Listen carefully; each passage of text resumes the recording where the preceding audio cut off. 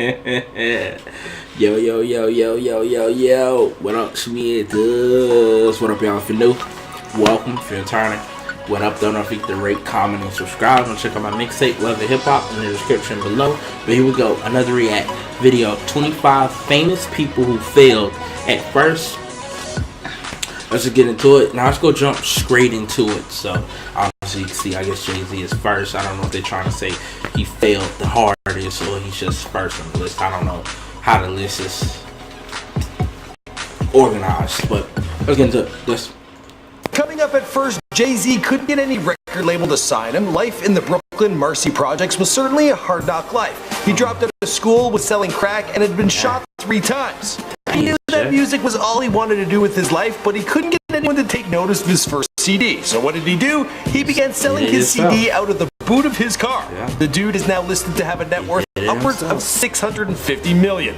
J.K. Rowling was pretty much penniless, suffering from depression, and was a single divorcee raising a child on welfare when she attended school and penned her Harry Potter series. In the span of only 5 years, she became one of the richest women in the world with a net worth of over $1 billion. Coming in at number 3, we have 2 comedians. Yeah, this one's a double header. Jim Carrey and Jerry Seinfeld. Oh my God. These 2 men were booed off the stage horrifically when they first tried their hand at stand-up. Jim Carrey was only a pubescent teen and was cruelly yanked up the stage by a giant hook. Well, these 2 studs would go on to rule the 90s and are still making people laugh. Of course. With the exception of Jim Carrey's ex-girlfriend. Ouch. Was that over the top?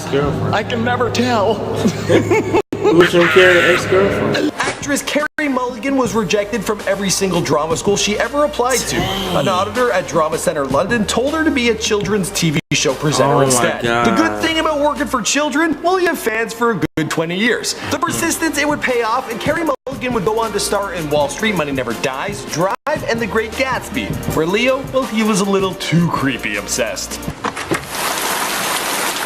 What are you doing? Elvis Presley. This man is still earning more money each and every year than most people could ever imagine. And the dude, well, he is the stuff of legend. But back in 1954, Elvis was still a nobody. After an early performance, the stage banner fired young Elvis Presley, stating, "You ain't going nowhere, son. You ought to go back to driving a truck." Interesting fact, Elvis would shake his leg while he performed because he was nervous. But you would already know that if you had watched the Before They Were Dead I made on Elvis Presley. What's going on, guys? My name is Michael McCrudden, and welcome to 25 rich and famous people who failed at first. Now, for recent subscribers, this is going to seem like a whole new format, but for the old faithfuls, you will recall I've done this before for rappers as well as porn stars. Both series you should check out right meow. Well, at least after this video. Why am I doing this? Well, as we approach 1 million subscribers here on this channel, I'm reflecting on how remarkable this YouTube experience has been, and I will share with you my many failures trying to get into the entertainment industry when I finally do my own Before They're Famous video. You guys have been asking for it like a whole bunch since way back in the day, and I think that's going to be the appropriate time. Alright, let's get back to this list. Most people know Oprah as the most iconic face on TV, as well as one of the richest and most successful women in the world.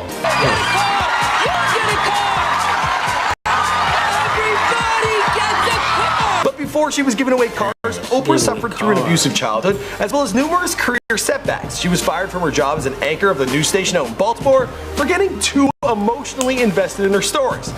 As of today, she's worth $3 billion. Michael Jordan, he may not be the best actor, but MJ is renowned as the best basketball player of all time.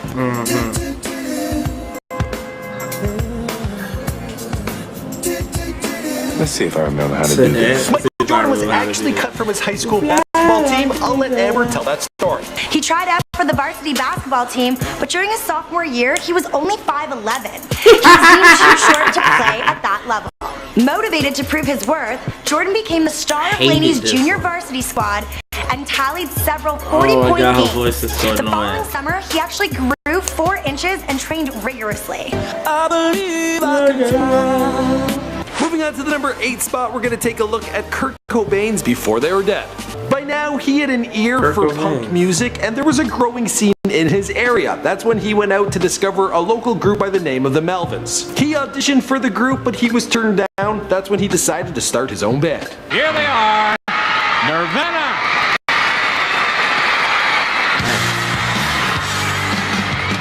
Famed inventor Thomas Edison, responsible for the electric light bulb, phonograph, and the man who went on to hold more than 1,000 patents, was told by his teachers that he was too stupid to learn anything during his youth. The great Colonel Sanders, he managed to become one of the most iconic mascots in the world of fast food. Not only was he making money off the franchises around the world, but he was also making money for having his face on the bucket, and the sign, and the napkins, and everything else. Prior to this, the man had been fired from dozens of jobs and had switched careers just as many times. He had failed at law and at medicine and had multiple startups collapse under his feet. He had pitched his chicken recipe to 1,009 locations around America before one Utah truck stop allowed him to serve his magical herbs and spices. He also started the chicken business at the age of 65. Yeah, what an OG. He sold his business at the end of the day for $122 million and died in the same Canadian suburban town I was born in. Yeah, small world. Mississauga, Ontario, Canada. Vera Wang, her dream was to make the U.S. Olympic figure skating team. It didn't happen. Then she became an editor at Vogue, but the devil wears Prada and her life was hell. Move it! I don't understand why it's so difficult to confirm the appointment. Farrah then decided to design wedding gowns at the age of 40, and today is one of the premier designers in the fashion industry. Her business is valued at over $1 billion. Yeah, Dr. Evil shit.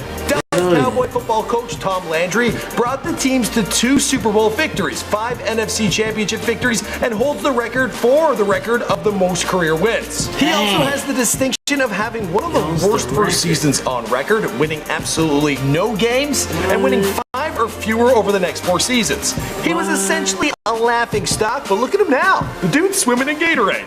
Moving on to the number 13 spot, I'm gonna roll a clip from my Before They Were Famous on Eminem. It was just young Marshall and his mother, Deborah Mathers Briggs, left to face the world for themselves. Now, they would later be joined by his half-brother Nathan, but the duo for some time, a long time, they were traveling between Missouri and Michigan, not staying anywhere for long because the mother, well, she had a hard time keeping jobs, and she would have to stay on people's couches. It was a rough childhood. This resulted in young Marshall Mathers becoming the constant victim of relentless bullying throughout his youth. That I would get beat up coming home from school. Beat up in bathroom, beat up in the hallways, shoved in the lockers. As Eminem, he decided to rap about these experiences, most notably in his track Brain Damage. I was harassed daily by this fat kid named D'Angelo Bailey. Yeah, I do remember this song. Obnoxious, cause his father boxed us, so every day he shoved me in the lockers. D'Angelo Bailey would later fail to become a rapper himself and was a janitor. So that's why he decided to sue Eminem for the lyrics that ruined his potential rap career. It didn't work out. And the kids at the school he mops the floor at, they're like, I heard you in that song, loser. As a child, Albert Einstein had some difficulty communicating and learning in a traditional manner. This had people questioning if he was a little slow upstairs. But he would go on to win the Nobel Prize in Physics for the discovery of the photoelectric effect and his special theory of relativity theory corrected for deficiencies of Newtonian physics. I don't even know what the hell I just said. Lady Gaga got dropped by her record label, Island Def Jam, after 3 short months. She had to go back to grinding it out in New York City nightclubs and writing for other artists. She would endure and go on to win 6 Grammy Awards and a Songwriters Hall of Fame Award. Her net worth is now upwards of $275 million. Feel like, though, with that money, she could afford to wear more than meat. Walt Disney, before the man would build a theme park empire, movie studio, and hold hands with Mickey Mouse, Walt was fired by a newspaper editor because he lacked imagination and had no good ideas. He had several businesses fail and was working as an ambulance driver during World War I. When he eventually started his own animation company, well, he scraped by on next to nothing. And then he released Steamboat Willie in 1928, and that changed things. Steamboat Willie, Mickey Mouse. Now, some of you guys may not know who Jewel is, but this girl was Alanis Morissette 2.0 back in the 90s. Shit, some of you guys may not even know who Alanis Morissette is. Let's talk about Jewel. Jewel's family back in Alaska, they were living on so little that her father would drag her to nightclubs and make her perform so they could bring that money home so they could eat. She decided if she was going to make it, she would have to move to California. There, she lived inside her car and was a street performer before she got her big break. She now has a net worth of $30 million. Arnold Schwarzenegger, we all know the legacy of the man today. Governator, Terminator, bodybuilder, but as a young child, he grew up in the shadow of his older brother. He was told he didn't have the right physique to make it as a heavy lifter, and then in Hollywood, they turned him down time and time again due to his Austrian accent. In his first role, well, they dubbed right over him. I'm tired of the same old faces. Oliver Stone, this Oscar-winning filmmaker, began his first novel while at Yale. A project that eventually caused him to fail out of school. No one would publish his book, so he moved to Vietnam to teach English. He later enlisted in the army and fought in the war. The upside to this, well, he picked up enough first-hand experience to be tasked as the director of Platoon, Born on the 4th of July, JFK, and Natural Born Killers. Bill Gates is a Harvard dropout from an upper-class upbringing. The guy was a computer whiz, so he likely knew he was onto something big. But in his early adulthood, he also had multiple run-ins with the law. His early Microsoft endeavors failed, and one can only imagine mom and dad were like, this dude is going nowhere fast. The black sheep for sure. But look at him now. I can't even tell you how much money this guy has. Just go check out his before they were famous. Like 70 billion or something crazy. Now we all know Will Smith is the man, but back when he was grinding his way out of Philly as the Fresh Prince, a rapper, he did hit it big in 1987 with the debut album Rock the House. That made him a millionaire before the age of 18, but then he got hit with the $2.8 million bill from the IRS, and well, he was pretty much up shit's creek. That was until NBC signed him up for a TV show, and then, well, it was smooth sailing. But show business is stressful. That show could have failed, and he would have been fucked. Babe Ruth, the man with the home run record, plopping up 714 during his career, was also notorious for his frequent strikeouts, as many as 1,330 in all. In fact, for decades, he held the record for strikeouts, and was kind of like, why is he on the team? He sucks. Anyway, the guy, well, he went on to state, every strike brings me closer to the next home run. Fred Astaire was the king of Broadway in the 20s and Hollywood film in the 30s, but during his first screen test, an executive wrote, the man can't sing, he can't act, he's slightly balding, and, well, he can dance a little. Regardless, the dude's legacy still lives on, and there are dance schools all over the world made in his name. Allegedly, Bruno Mars was passed over by music industry execs time and time again because he wasn't white. They didn't even know what he was. They just said, we're not going to invest money into you as a performer. Exactly. You can stick to writing songs for other artists. Guy. But then Bruno, he had a song called Nothing on You, and they wanted to buy it for another white singer, and he said, not this time. He held his ground, and the dude, well, now he's essentially the new Michael Jackson, and worth $70 million. Finally, in the number 25 spot, we got Vincent van Gogh. During his lifetime, Van Gogh sold only one painting, and this was to a friend for only a very small amount of money. Before he even made it. For cutting off his ear and sending it to a lady, well, you can get a bad rep. Who's going over to the weirdo? Not me. The man wouldn't find success in his lifetime and nearly starved to death while he completed over 800 known pieces of works. Today, well, they bring in hundreds of millions of dollars. For real. And I bet a bunch of people are like, we should have been friends with him, because he might have given us one of those paintings, and their family would be sad. Alright guys, that's all I got for you in this 25 list. Let me know if you want to see a part 2. Also be sure to check out the 25 lists we've made in the past. There's one on hip-hop and rappers, and as well, there's one on porn stars. So there's something for everyone. And the YouTubers one, I'm working on that one next. Alright guys, we'll see you in another video, and let me know, what have you overcome in your life? I look forward to reading all your comments. Woo! I'm done. And that's what matters. After those people I didn't know. Real quick, I want to speak on something real fast. What he said in that last one. Who was the guy before? I can't remember. But I swear he said a fact that wasn't correct. Hold on, I gotta go back, y'all. Give me 2 seconds. I gotta check that fact. If you want, you can leave now, but I gotta check this fact at the end that he said, because he said something that threw me off. Coming up at first, Jay-Z couldn't get any record. This was to a friend for Omar. You can stick to writing songs for other artists. But then Bruno, he had a song called Nothing on You. That's that wasn't Bruno's song. That's B.O.B.'s song. So some of his facts do be off. But I know that song, nothing on you, unless it was Bruno's song and then he gave it to B.O.B. or whatever. But I remember, from what I recall, it was B.O.B.'s song and Bruno was featured. Matter of fact, let's cross-reference it right now. Let's see who pops up, because you know, facts are facts. That shit. Come on, now you want to lag now? Shit.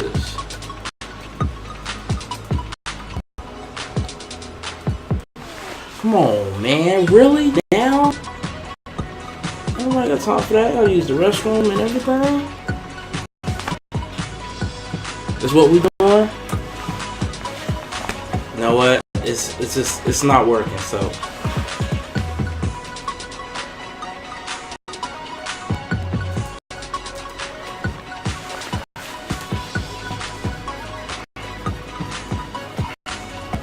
See, it's featuring Bruno Mars. It's not the other way around. So I just want to verify that. I mean, this could always be wrong too. So if you want to do further research, that's fine. But my computer acting up, so I'm not getting into all of that. But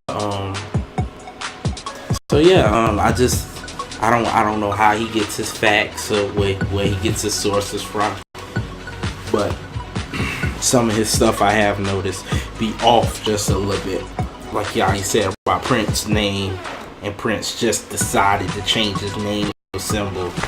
Well, you know, everybody know word on the street, at least, you know, among the black community. I'm pretty sure it's known everywhere. But anyways, that his name was taken. Business purposes. Obviously, when you sign deals, they own rights and stuff like that. And they own his stuff. He just got his Purple Rain catalog back 2 years ago. So Google that if you want to challenge me on it. I'm just going off what I heard. I don't feel like Googling. I really don't. But so I'm going off that. But I'm done. Thank God. I ain't gonna record again. What's today? I might not record again until probably a week from now, 2 weeks from now, or whatever. I got so many videos in the vault. I just did 30 videos. I still got about 18, not 18, probably 11. Got about 11 battle rap videos lined up to be posted. They uploaded, they just not posted. Then I have to, all of these I just did, I have to upload then post. So I got a good month of playroom. I mean, I'm not gonna take that long. I'm not gonna try to take that long. Sometimes I be feeling lazy and I only upload 2 a day or 3 a day. Sometimes I OD and do like 6 a day, depending on how I feel. But